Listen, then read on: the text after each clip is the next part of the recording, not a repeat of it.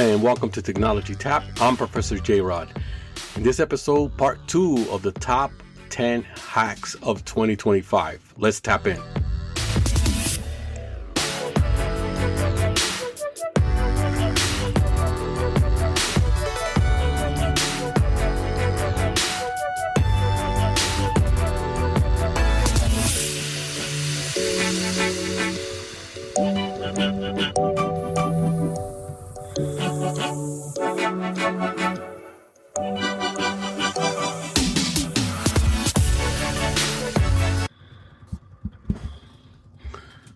Hey, it's Professor J. Rod. Here's part 2 of the top 10 hacks of 2025.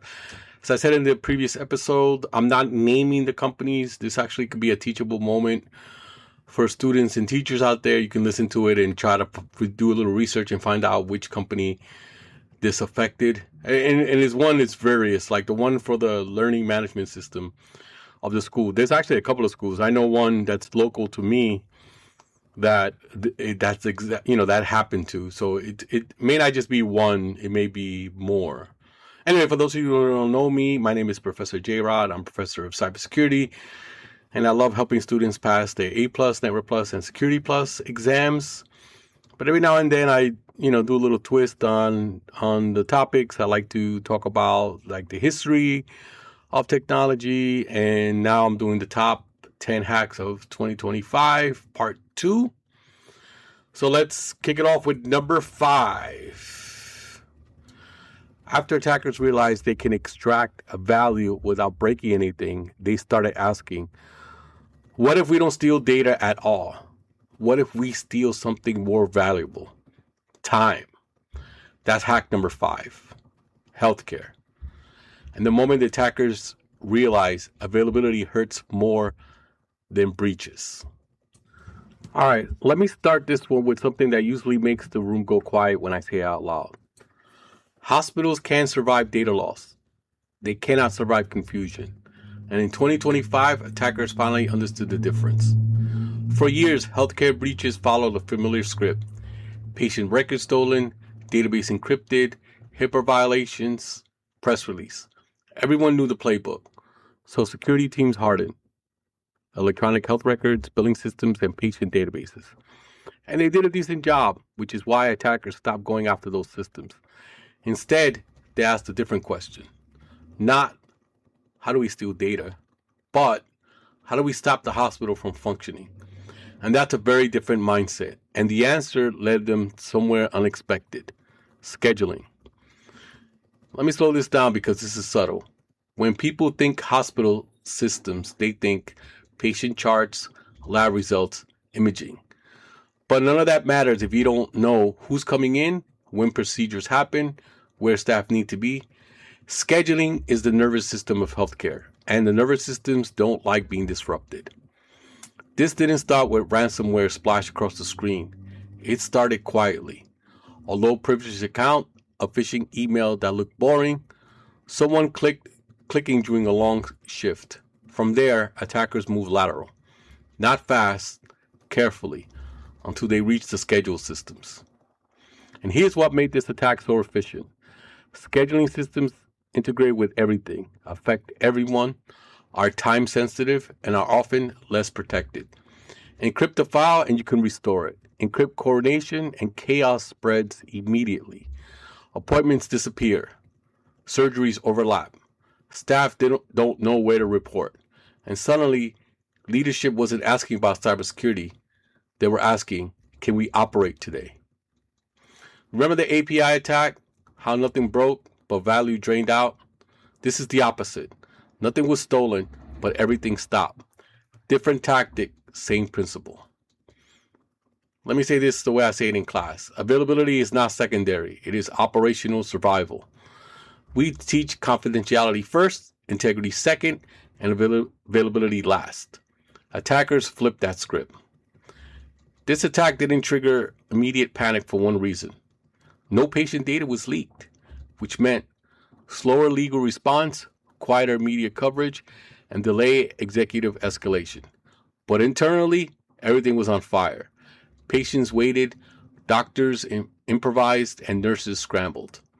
And every minute increased pressure.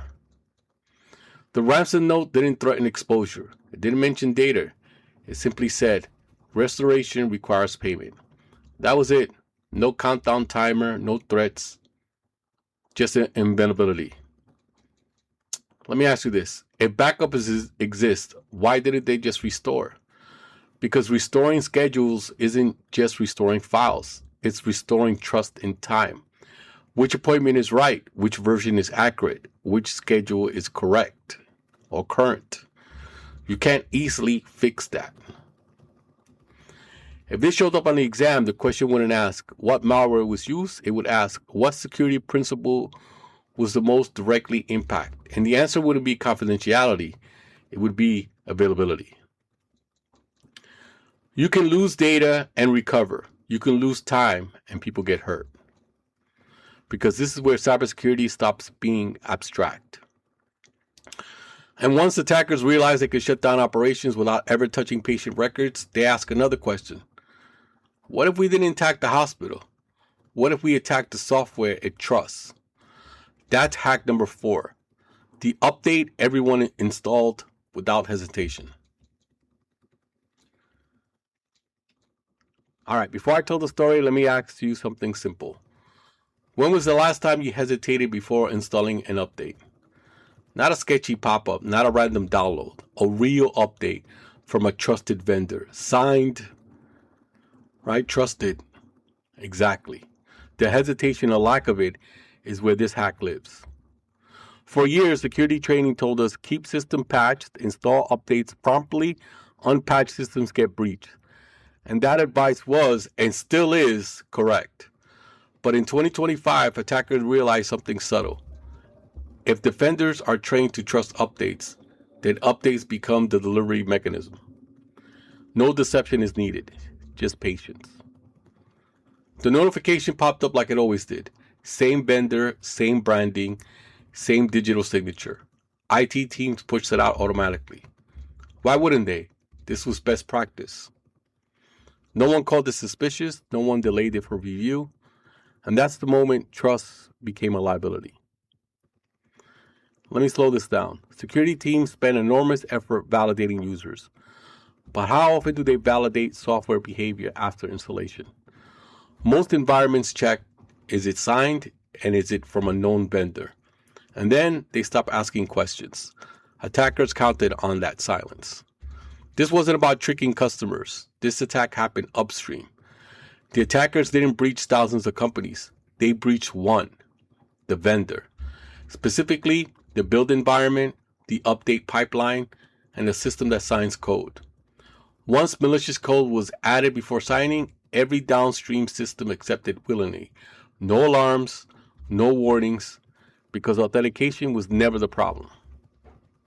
Remember hack number 10, the voice call? That worked because people trusted authority.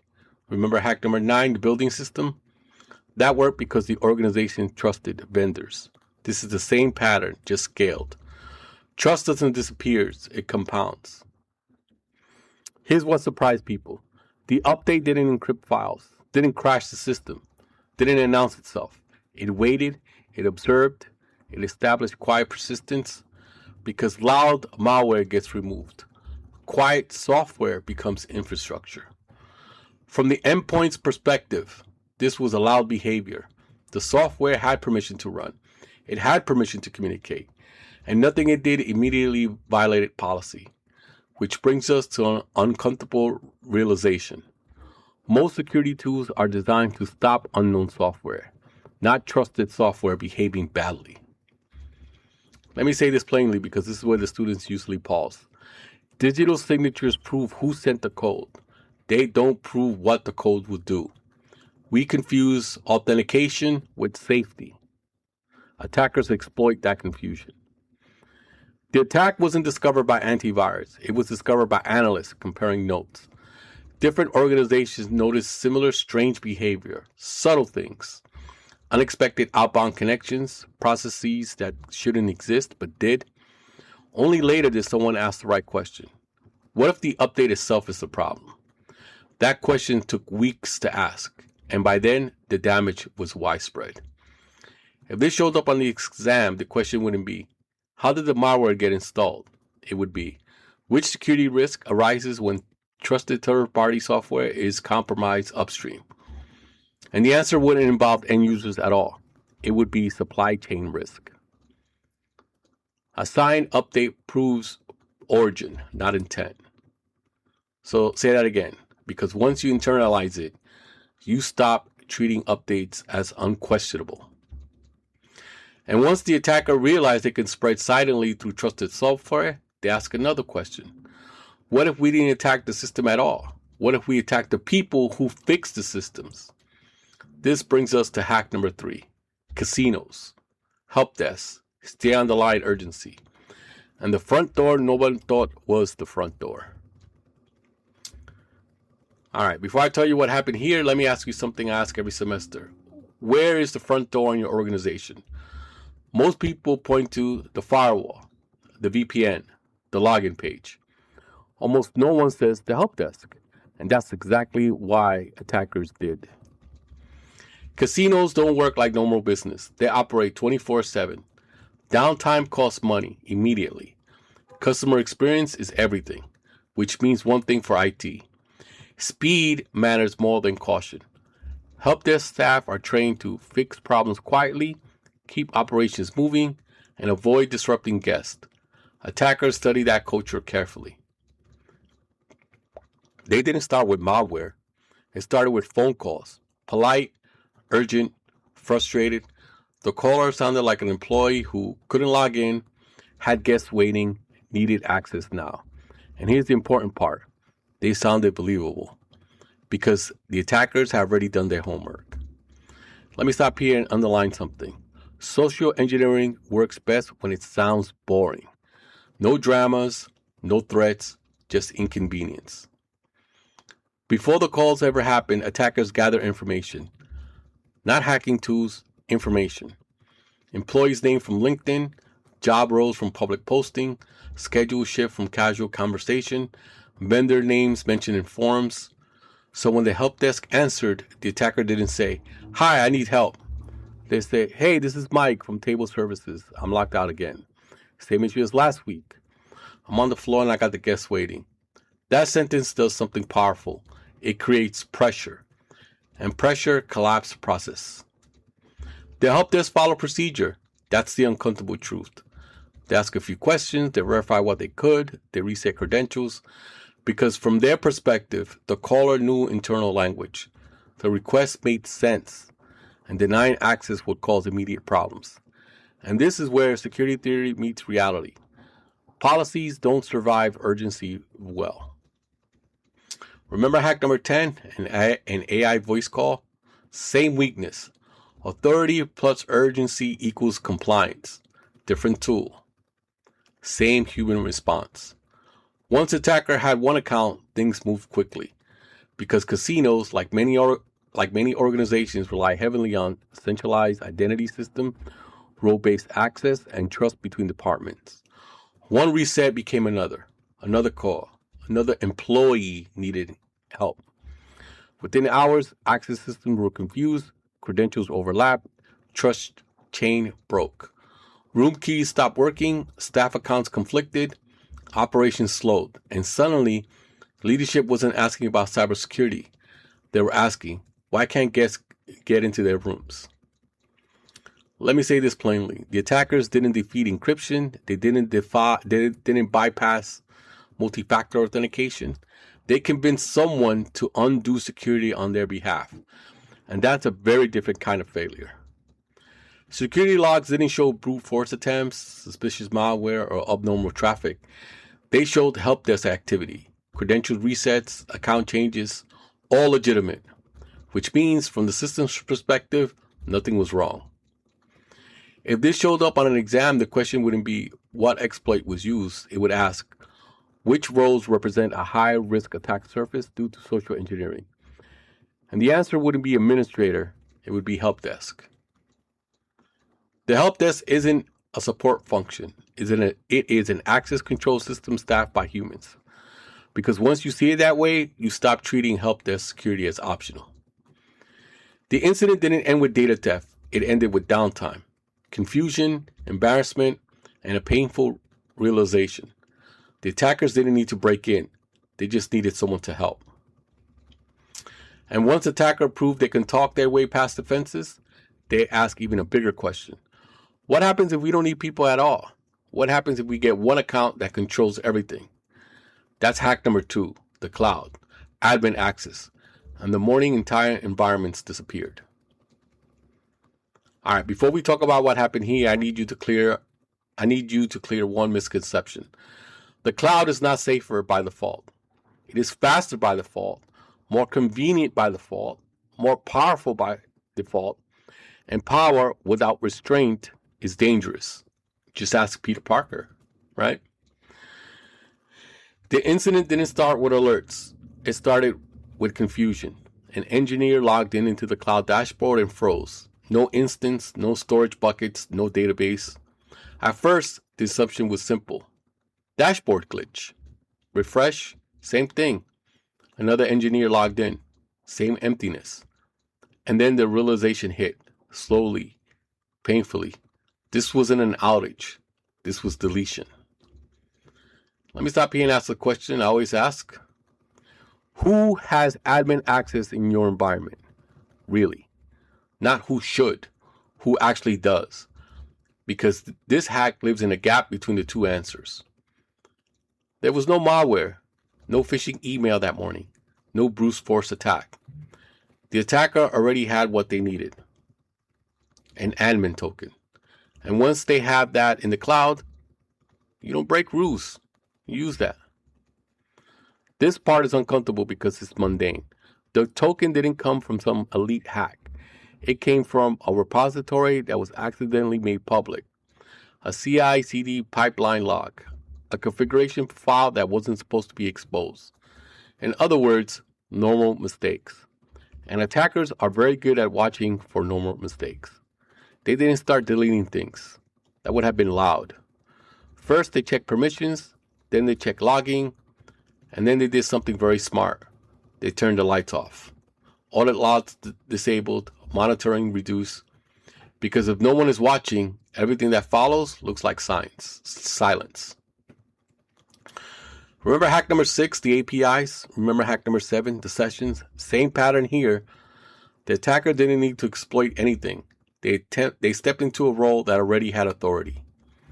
Only after everything was quiet did the real damage begin. Resources deleted, not encrypted, deleted. Databases, compute, storage. And then backups. Because in many environments, backups are protected by the same admin account, which means the safety net fell with everything else.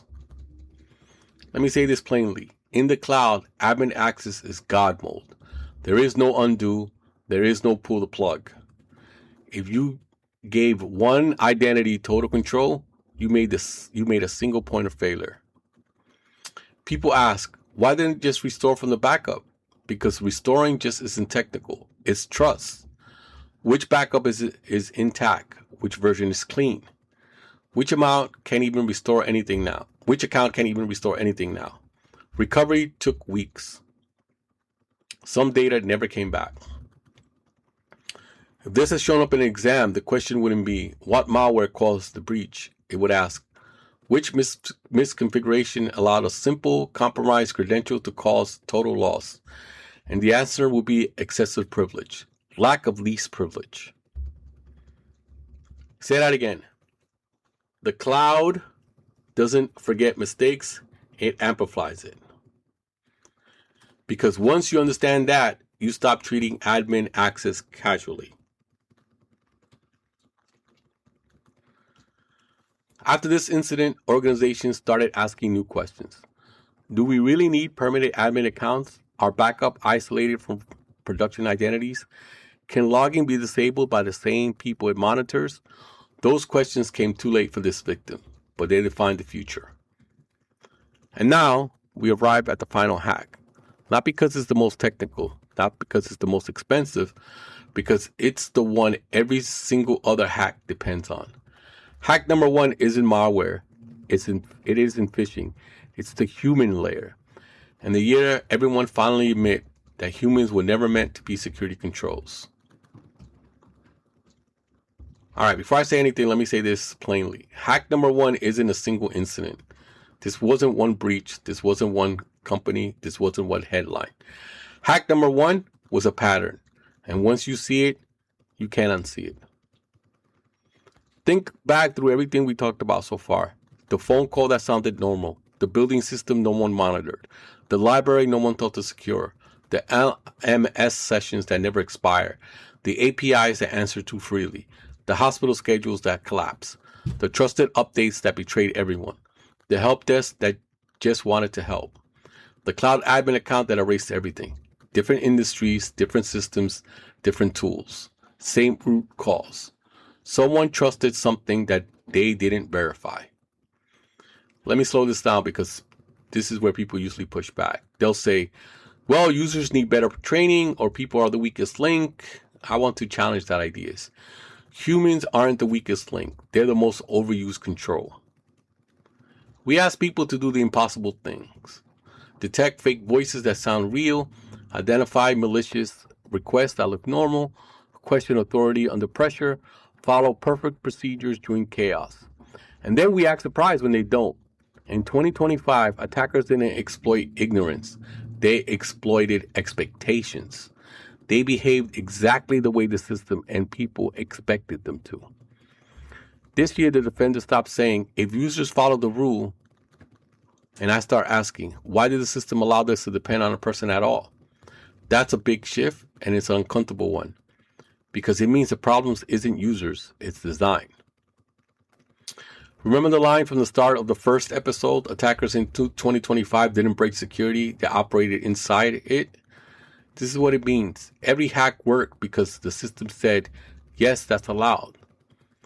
Let me give you the framing that ties this whole episode together.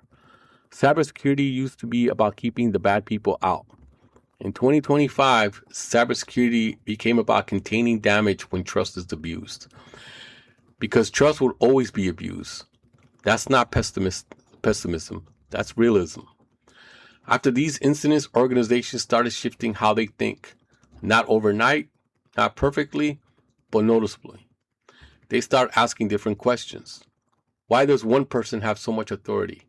Why does one login grant so much access? Why do we trust the system without watching it? And those questions are healthier than any tool. Security doesn't fail when people make mistakes.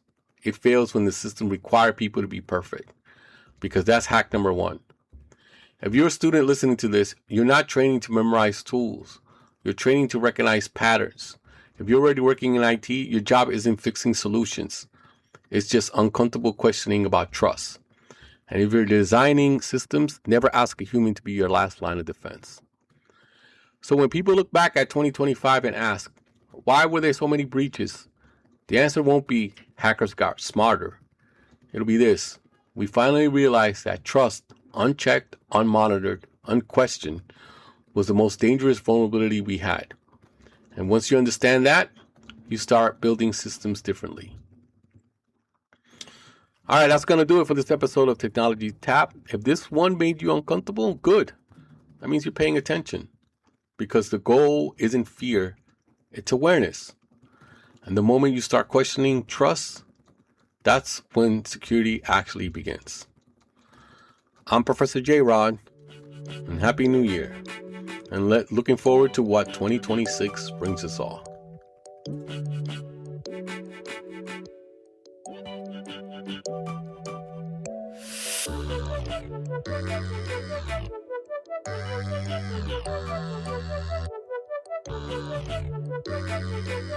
This has been a presentation of Little Cha Cha Productions, art by Sarah, music by Joe Kim. We're now part of the Pod Match Network. You can follow me at TikTok at Professor JRod, that's JROD, or you can email me at ProfessorJRod, JROD, at gmail.com.